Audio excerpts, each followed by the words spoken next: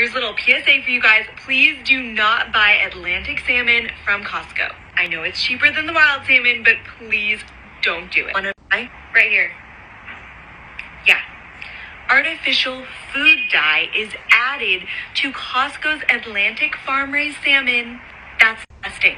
You know how bad food dye is for you. Like, I don't touch food dye with a 5-foot pole.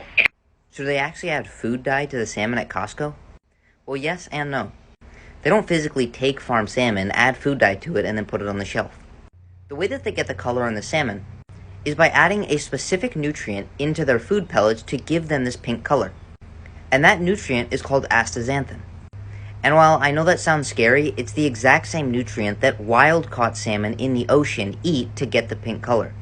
The way that wild salmon gets its astaxanthin is by eating smaller fish. And since farm salmon do not eat smaller fish, the farmers simply add the astaxanthin into their food pellets.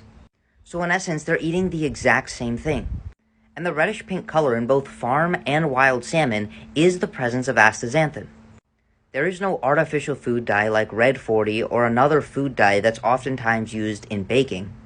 Instead, it's simply just adding back in the exact same nutrient that the salmon would get in the wild. And luckily for us, astaxanthin is an extremely powerful antioxidant. And you can buy supplements of astaxanthin that are promoted to increase longevity and reduce inflammation.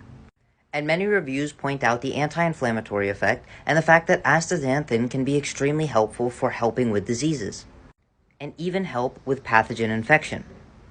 So that color added to the farm salmon is simply just color added to their feed that gives it more antioxidant potential.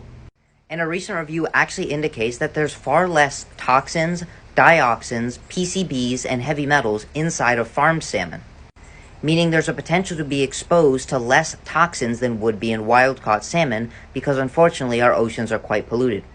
So there really is no great reason to spend an extra $5 a pound on wild-caught salmon than just buying farm salmon, unless you're buying it for the fact that wild-caught salmon will typically have more protein and less fat.